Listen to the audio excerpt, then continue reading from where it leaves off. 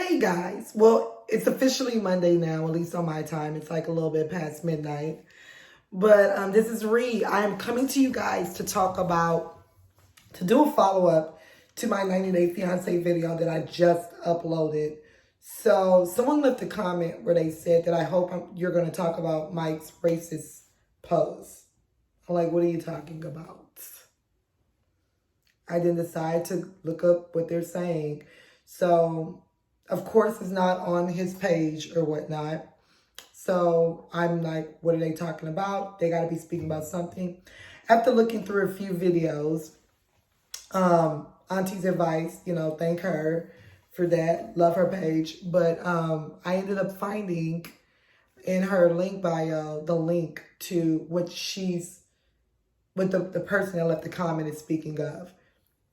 And we ended up finding out of Mike, from Mike and Jimena, 90 Day Fiance.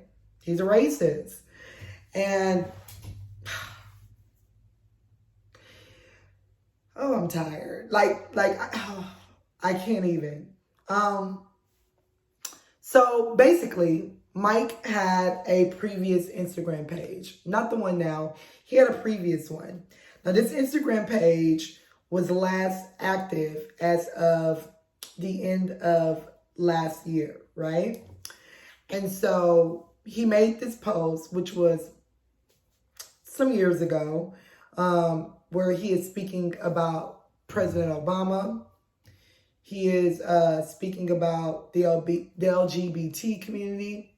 He is speaking about, he uses the N-word in one of the posts, like it's a meme where they said of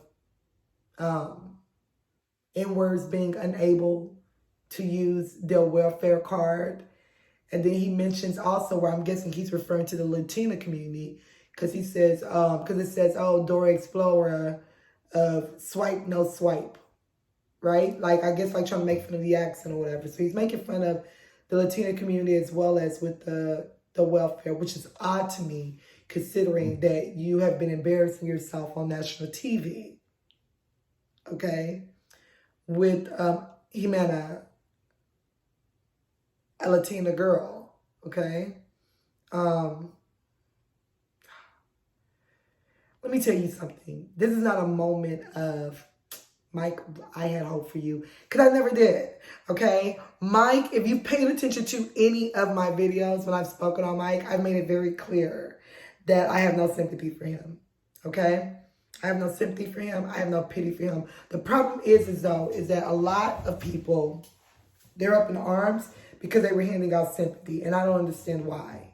Handing out sympathy and pity because of the way he looks. I'm not pitying nobody because of how they look. I'm looking at you dead, eye to eye. It's how I'm viewing you, period. Because pity turns to people feeling like they're beneath them, okay? No way. I will not pity you at all. We've just had another racist moment with the Alina, right? And people were up in arms. Oh my God, like, can't believe her, like, I felt so bad. You felt bad for her. Why? She didn't ask you to feel bad for her because she's in a wheelchair and she's a disabled person. Why? Let me tell you something. Alina was a creep to me the moment that she kept trying to pressure Caleb for affection and sex and relationship and all of these things. Okay, she wasn't as bad as Kimberly, but she was definitely bad to me, at least. I spoke on that on Twitter, where I was just like, no, like, Alina was a mess. She was a mess. And people excused it because she was disabled.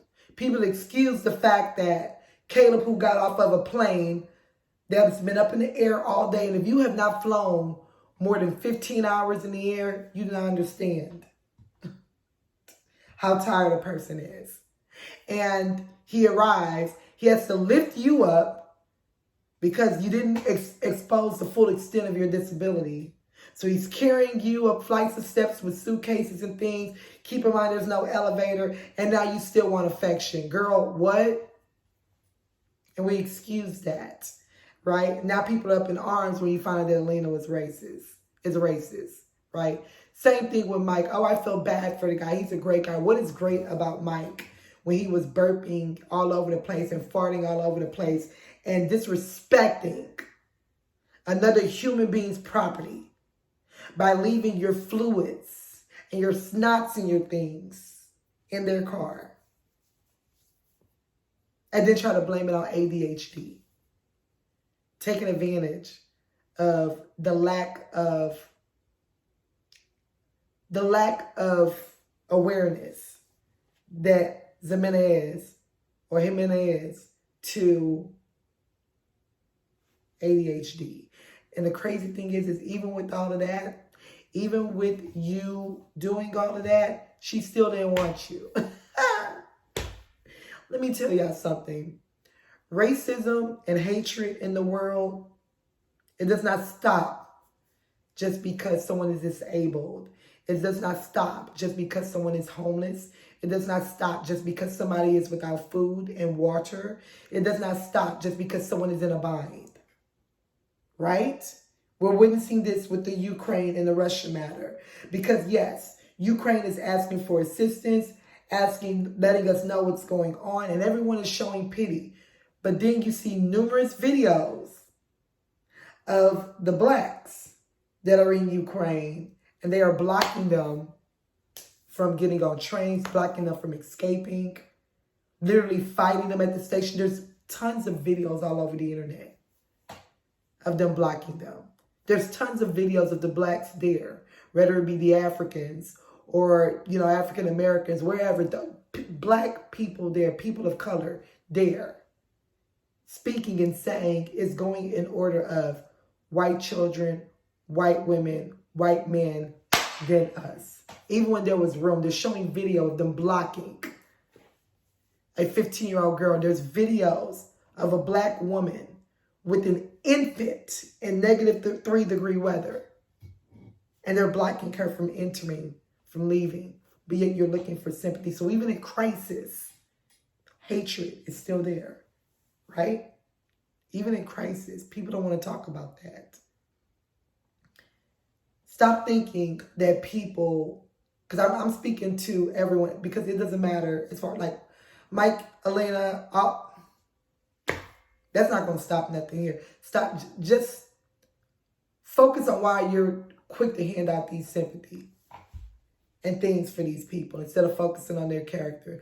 Mike took himself down to Colombia to take advantage of Amina's situation because you couldn't get a girl like that in the U.S. The man hasn't had a relationship since he was 14 years old, if that counts. His only companion is his father and grandfather. Okay? And you knew you couldn't get an Amina. Even as chaotic as it is, rather people find her, look, whatever it may be, as chaotic as her life is, you couldn't get that in the U.S. And even with as chaotic as her life is, she still chose herself over dealing with your ass. Okay? And I said to y'all then she can do better than Mike. I've said it. This is before this racist stuff happened. Period. I was looking at the character of the person. I want these TLC executive producers, casting producers, not just TLC, VH1, Bravo. They've all had these things that have happened. Lifetime, you name it, anywhere where reality TV is, some type of something that's shown of someone's true character eventually comes out. And it's happened. And I want them to do a better, due diligence when they are picking the cast. That is all I'm asking for. Do due diligence. Don't waste your time. Don't waste our time of us having to deal with the screen and looking at these characters, only for them to turn out to be scum of the earth. Do your due diligence. Don't just grab someone because, oh, we got a disabled person. Now we can reach out to the community. No, do due diligence. People are human beings. Hatred does not stop due to a crisis, due to an impairment, due to a disability. Yeah, Alina's physically disabled. Mike looks mentally disabled. Let's be real. No shade, just saying. That's where all this sympathy is coming from. Neither one of them gets sympathy from me. Neither of them. Neither of them. And I mean, it's unfortunate, but I'm not shocked. I'm not shocked when these things come up. I'm not shocked. I want us all to just work on just, like, you get nowhere with hatred in your heart. You get nowhere with hatred in your heart. It's 2022, guys. You get nowhere. There is no reason why Mike should be having posts of going back to Africa. We're referencing Kenya anywhere in an Obama post. Like, this man wasn't born and raised in the U.S. Like, it's deep-rooted. You're speaking of Dora the Explorer. You got N-words being used on these posts. And you know what's crazy is that Mike is going to come out and say that his page was hacked. That's not his page. The difference between him and Alina is that Alina actually spoke this on her page. You scroll down her timeline and you saw it. Mike created a whole new page, allegedly.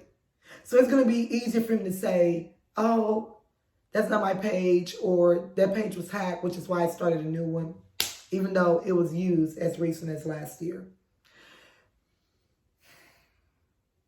Like, do you guys believe that? I surely don't believe that. I believe that was your real character. And I believe that Mike's lack of awareness, that instead of you thinking that let me simply delete it, you thought I would just start up a new page and no one will know. Like, he lacks awareness in so many different instances. Right? Like, he's... Listen. Yes, I just wanted to briefly touch on that. Thank you to the person that had me look that up, because that is just... Like, we got to do better, guys. We got to do better. We got to do better. We got to do better. You get nowhere with all of that hatred. I'm not going to come out here and read Mike for filth. Like, there's no need to do all of that. I mean, Mike is living in filth. Mike is filth. Like, you know what I mean? No need to read him. He is filth. Like, we just got to do better. That's all I ask. So, you guys leave your opinion down below and let me know what you guys think is reference to all of this. And should TLC do a better job? And he needs to be fired as well. Get him off our screen. No single life, none of the spinoffs. Get him off our screen for good. Just like we got rid of Alina. Get him off our screen.